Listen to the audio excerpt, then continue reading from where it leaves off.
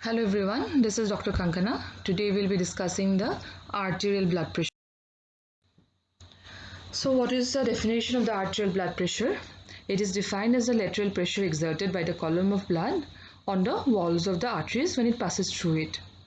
The pressure is exerted when blood flows through these arteries. Generally, when we refer as the term blood pressure, it usually always means the arterial blood pressure.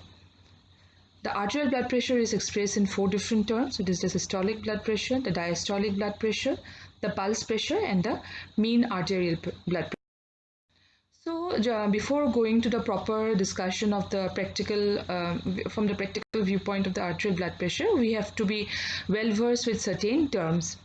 So, what is systolic blood pressure? The systolic blood pressure is defined as a maximum pressure which is exerted in the arteries during the systole of the heart or the contraction of the heart.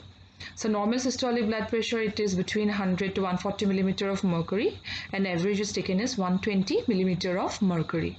Hg is the scientific representation of mercury. Next is the diastolic blood pressure. The diastolic blood pressure is defined as the minimum pressure exerted on the arteries during the diastole of the heart or the relaxation of the heart. The average range is between 60 to 90 millimeter of mercury, and the average is around 80 mercury. Next is the pulse pressure. It is the difference between the systolic and the diastolic blood pressure. The range is around 30 to 60 millimeter of mercury with an average of about 40 millimeter of mercury. And next term is the mean arterial blood pressure. Now, what is the mean arterial blood pressure? It is the average pressure that is exerted in the arteries, and it is calculated as diastolic pressure plus 1/3 of the pulse pressure. So this comes out to be between 95 to 100 millimeter of mercury, and the average is 96 millimeter of mercury.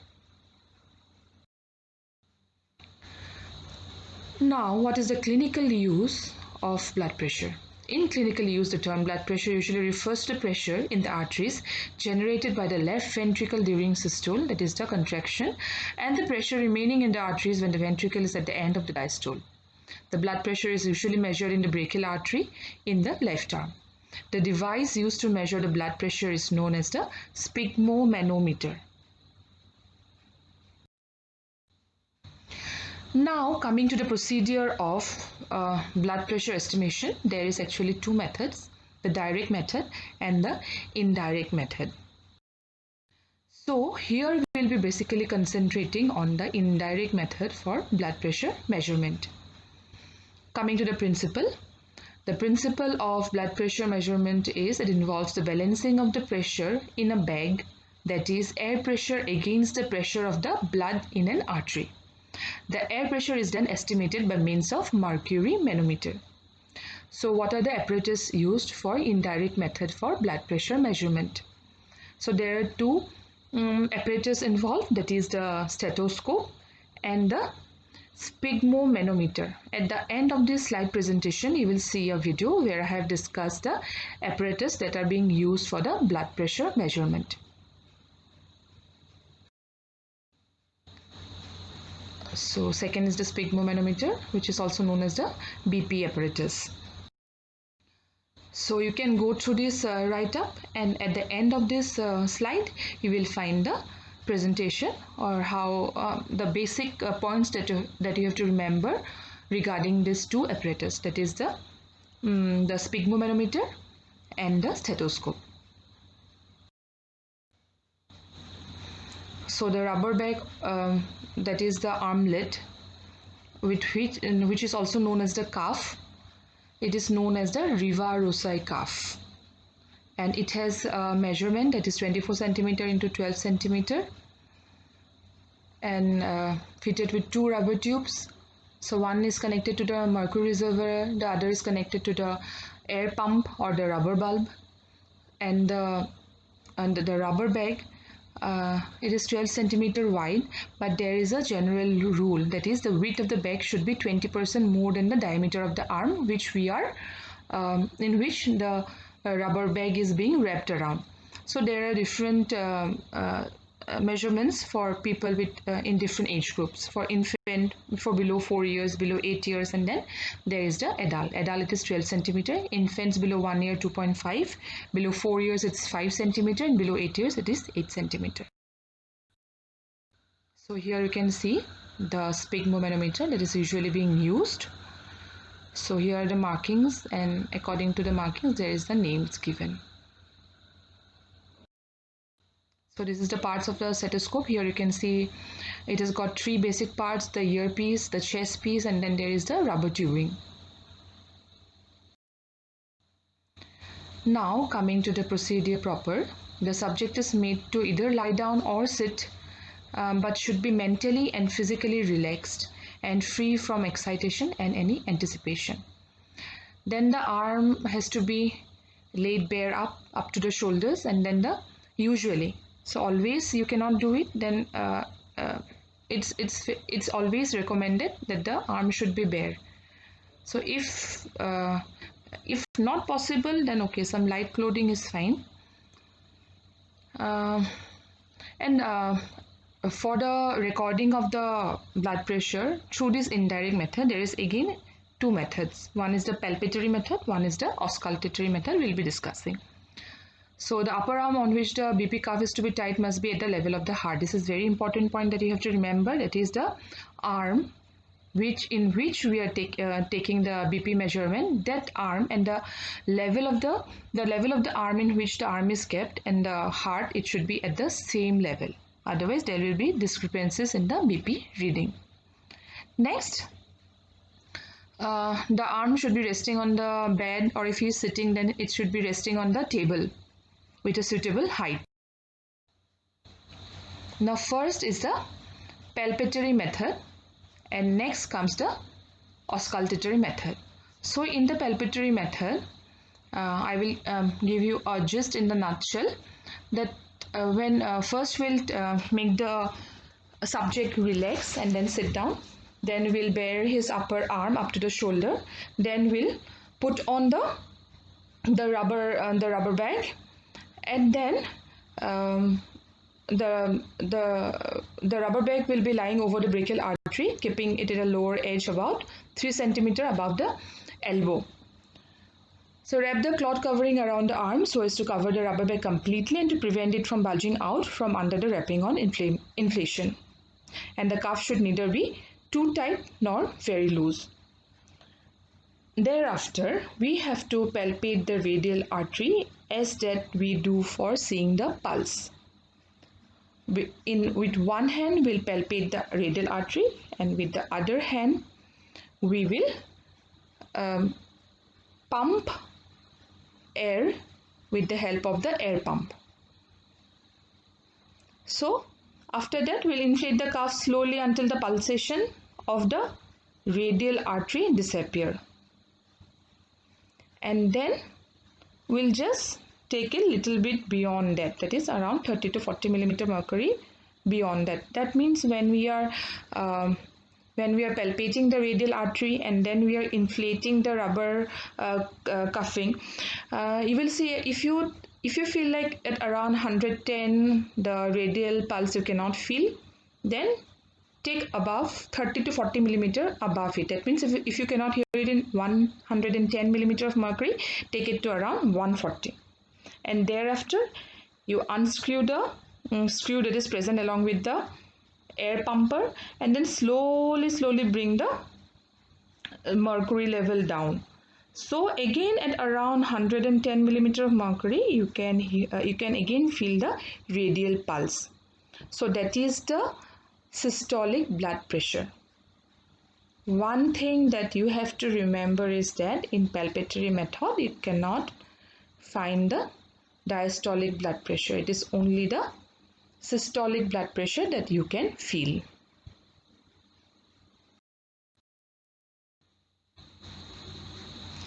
So what are the advantages of the palpatory method? It is that it avoids the pitfall of the auscultatory method in missing the auscultatory gap. What are the disadvantages? In this method, as I have already told, you can only see the systolic pressure. The diastolic pressure cannot be measured. This method lacks accuracy because the systolic pressure measured by it is lower than the actual by 4 to 6 millimeter of mercury, because we have tied the cuff in the brachial artery, but we are feeling the pulse in the radial artery. So this is just for your information how to see the palpatory method of blood pressure estimation. But what is more important is the oscillatory method of blood pressure measurement. This method was introduced by a Russian physician whose name was Korotkov in the year 1905. In this procedure, you place the cuff over the upper arm as described. We have already described in the palpatory method. And we'll first record the BP by the palpatory method. That is what? We'll place the rubber cuff in the upper arm. We'll keep the upper arm at the level of the heart of the subject. Then with one hand, we'll pump in the air, and with the other hand, we'll feel the radial pulse. And when the radial pulse cannot be felt anymore, we'll see the mercury level in the sphygmomanometer. If it's around 110 millimeter of mercury, we'll take it beyond that, around 30 to 40 millimeter of mercury beyond that. So we will take it up to around 140 millimeter of mercury. From there, we'll again start unscrewing the air pump so that very slowly the mercury level comes down. Then we will see the mercury level at which we can again feel the radial pulse. This will give us the systolic blood pressure according to the palpatory method.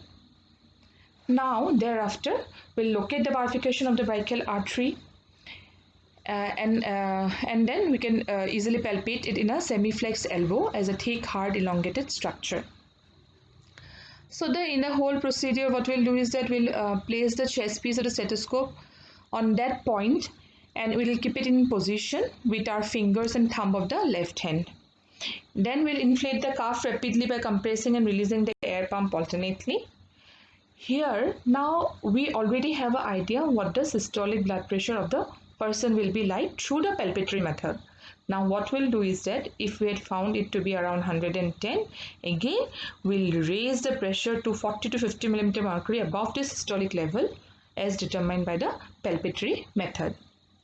Now gradually we'll lower the pressure until through the earpiece in the stethoscope we can hear a clear, sharp tapping sound. That is the systolic blood pressure. It is a reconfirmatory method. Now in this oscillatory method we can also find the diastolic blood pressure, which we couldn't find it in the palpatory method. So here is the there are certain phases of sound that you can hear through your earpiece of the stethoscope when you are gradually bringing the pressure down from the systolic blood pressure. Okay, there are 5 phases: phase 1, phase 2, phase 3, phase 4, phase 5.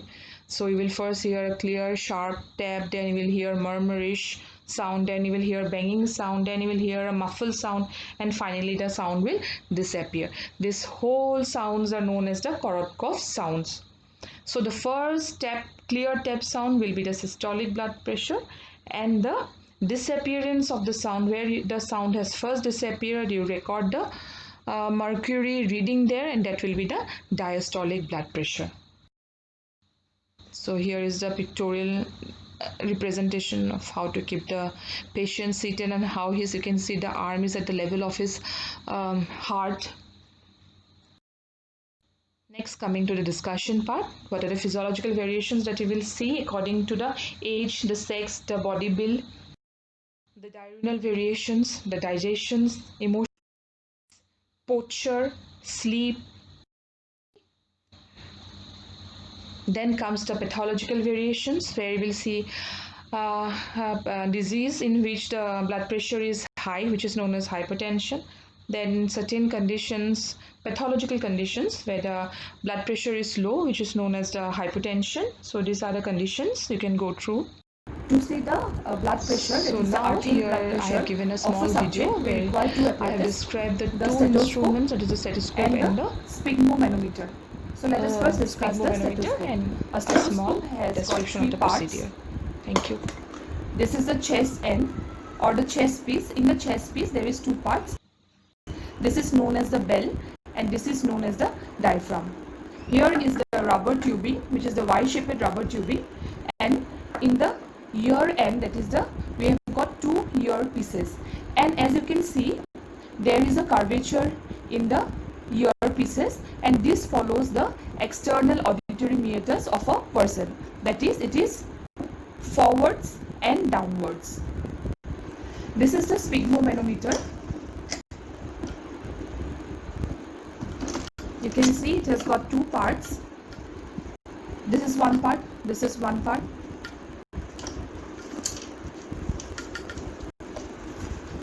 Here you can see this is the rubber casing.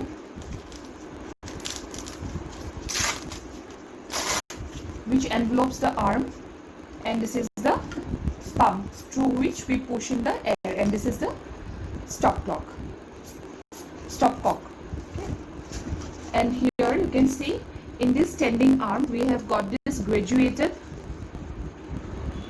This is the graduated end, where you can see there is graduation after every 20 units, 10, 30, 50, 70, 90, so on up to 290.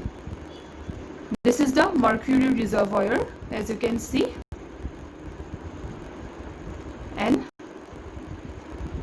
this is the screw.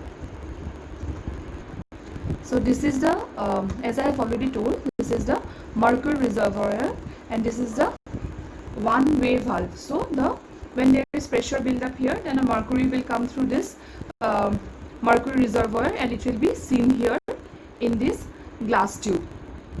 And this is the stopcock, where we can, this is the off and this is the on. So I will show you in a subject how to do it. So to see the blood pressure of a subject, you take the rubber cuff. Here is the brachial artery. So you will just around 3 cm above this elbow joint, you place this rubber cuff. It should be firmly placed, and this line should be present in the ulnar side following the brachial artery. Now you place the chest piece of the stethoscope just over the brachial artery. Now you will see that this cock has been turned off, so that there is no air leakage. Okay, then the other stopcock that is present here, this is off, and just make it on. Now pump in air and keep on listening in your earpiece. So after maybe around, we'll first start with the, we start with the palpatory method. So in the palpatory method, I have already discussed what to do. Now we'll start the auscultatory method. So in the auscultatory method, in the palpatory method, we already knew that the systolic blood pressure of the patient is what. So we know it's around, maybe example, it's around 120. So now we will lift the mercury level 20 millimeter above it to up to 140. So now from 140, we'll just open the stopcock bit by bit, and we'll keep on listening. When we'll hear a tapping sound in the earpiece, that is the systolic blood pressure, we'll note it down. Then we'll keep on opening this cock, and once the sound disappears, that will be the diastolic blood pressure, and we will record that as well.